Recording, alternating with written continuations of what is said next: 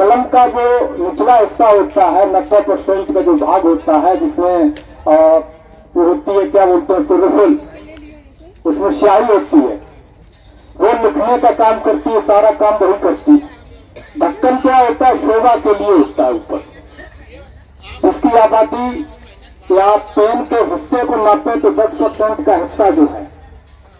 अब होता क्या है कि सारा काम तो वो 90% जो हिस्सा है वो करता है, पूरी मेहनत वो करता है, लेकिन मेहनत खत्म होने के बाद में जब उस पेन को जेब में रखा जाता है, उस ढक्कन को लगा करके, तो जब जेब में डालते हैं तो 90% जो किसान मजदूर खेतेर है, जो मेहनत करता है, वो कहीं दिखाई नहीं देता है।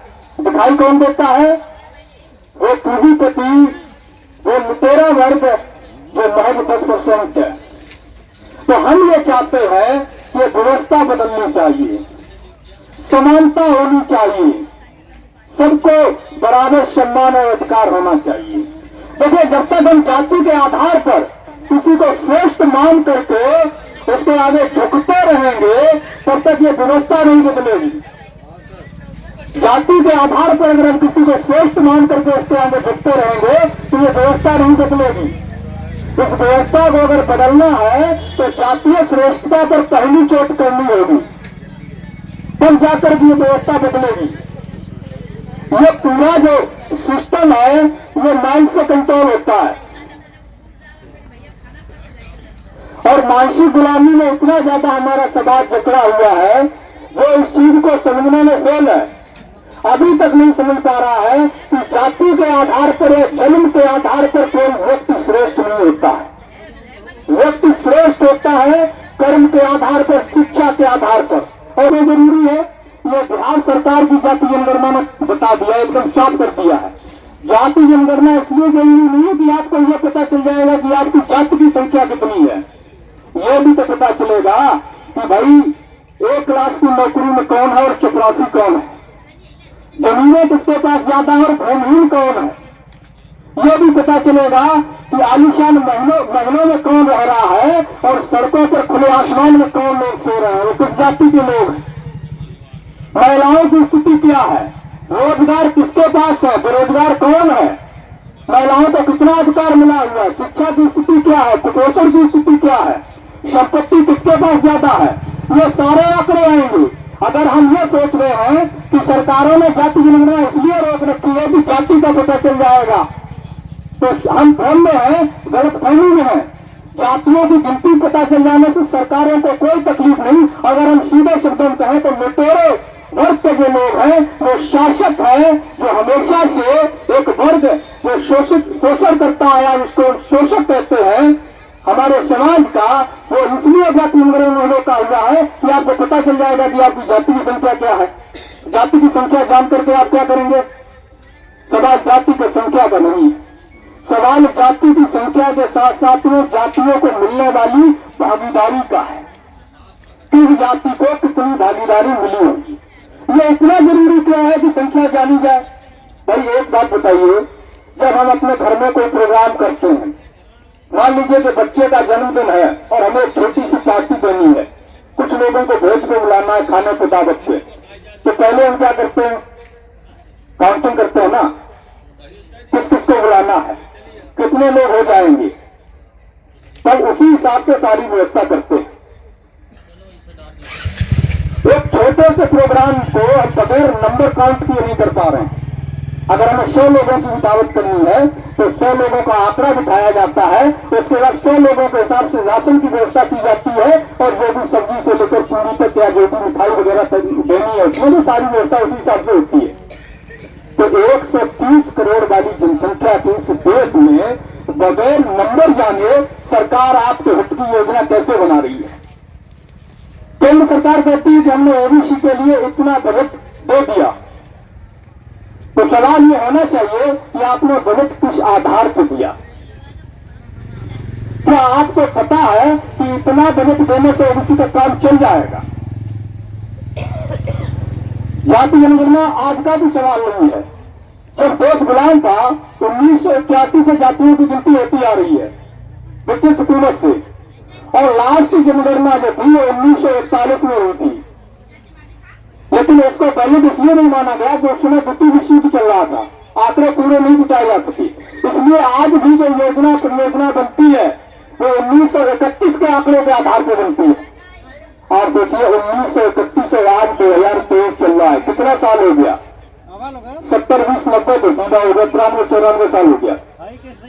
93 94 साल पुराना आंकड़ा। आप किसी बुजुर्ग से पूछिएगा, सबसे ज्यादा बुजुर्ग होगा में कि 90 साल पहले इस गांव की जनसंख्या कितनी थी? क्या संभवतः 90 साल पहले गांव ही ना हो? बहुत से गांव ऐसे में 50 साल पहले थे ही नहीं। 90 साल पहले इस गांव की जनसंख्या कितनी थी और आज इस गांव की जनसंख्या कितनी है? 90 साल पहले देश की आबादी कितनी थी और आज देश की आबादी कितनी है? हर एक के हाथ में फोन है, गूगल करके इतना आंकड़ा तो कोई भी निकाल सकता है कि आजादी के समय देश की आबादी क्या थी, आज देश की आबादी क्या है, पता चल जाएगा। जब देश आजाद हुआ, सत्ता का ट्रांसफर हुआ, पंडित जवाहरलाल नेहरू के हाथ में सत्ता आई, तो उन्होंने बहुत मीठा मीठा बोला। उन्होंने ये कहा कि हम सब जातियों को नहीं गिनेंगे। क्यों नहीं गिनेंगे? कि जातियों को गिनने से देश में जातिवाद फैल जाएगा। ठीक है, आप क्या करना चाहते हैं? हम जातियों इसलिए नहीं गिनना चाहते हैं कि जातिवाद न फैले, हम आधुनिक भारत बनाएंगे। तो कुछ सवाल यहाँ पर है कि अगर नेहरू जी को आधुनिक भारत बनाना था, जातियों को खत्म करना था, इसलिए जातियों को नहीं गिनना था, तो फिर नेहरू जी ने शेड्यूल ट्राइब और शेड्यूल कास्ट की जातियों की गिनती जारी क्यों रखी? पहला सवाल, जातीय गिनती पूरी तरह बंद नहीं हुई।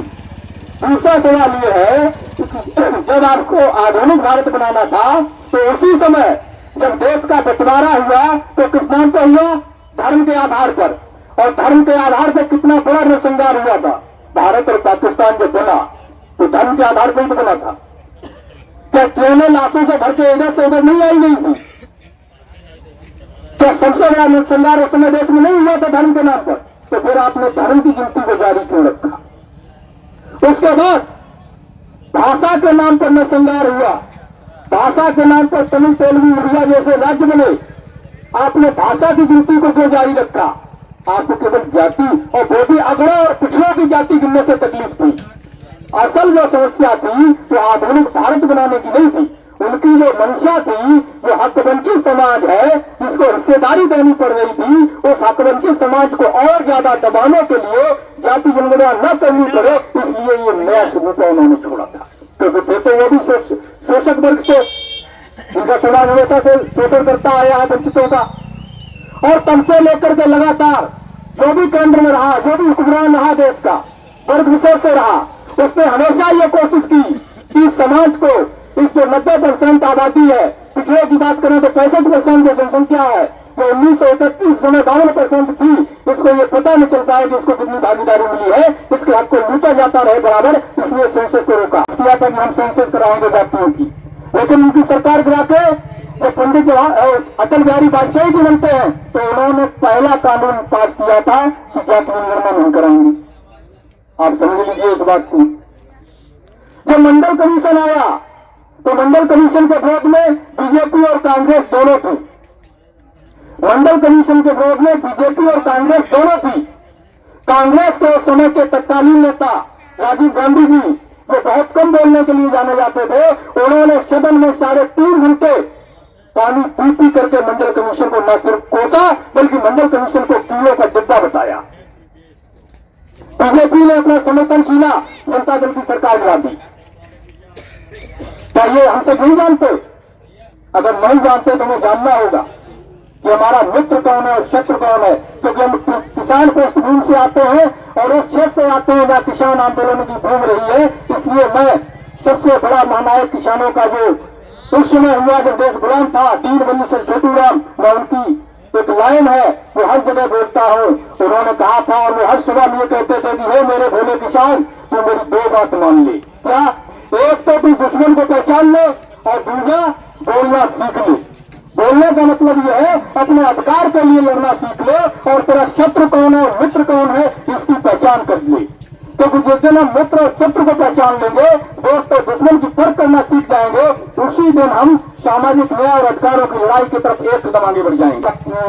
फैजाबाद रोड जो है लखनऊ का बीबीडी, उसके आसपास 30 किलोमीटर एरिया में जितने भी गाँव है उनमें 1.5 महीने कार्यक्रम चलेगा और 17 फरवरी जिस दिन जननायक प्रफुल्ल ठाकुर साहब का परिनिर्वाण दिवस है, उस दिन पे मंडल यात्रा का समापन होगा और स्थायी आंदोलन धरने की शुरुआत की जाएगी। और ये आंदोलन, ये धरना तब तक चलेगा जब तक हमारी मांगें पूरी नहीं हो जाती। तो हाथ उठा के बताओ, मेरा मोबाइल वाला हाथ उठाओ, दिखाई दे, आप वीडियो ले लो, पता चले लोग साथ है कि नहीं। होनी चाहिए। अच्छा ठीक है, यहाँ तो आप साथ हैं। 17 फरवरी 2024 को आंदोलन में साथ आएंगे कि नहीं आएंगे? देखिए, हम वो लोग हैं जो डरने वाले लोग नहीं हैं। साथियों नमस्कार, जय मंडल, जय श्रमदान, जय जोहार। मैं अनुज सिंह विद्रोही।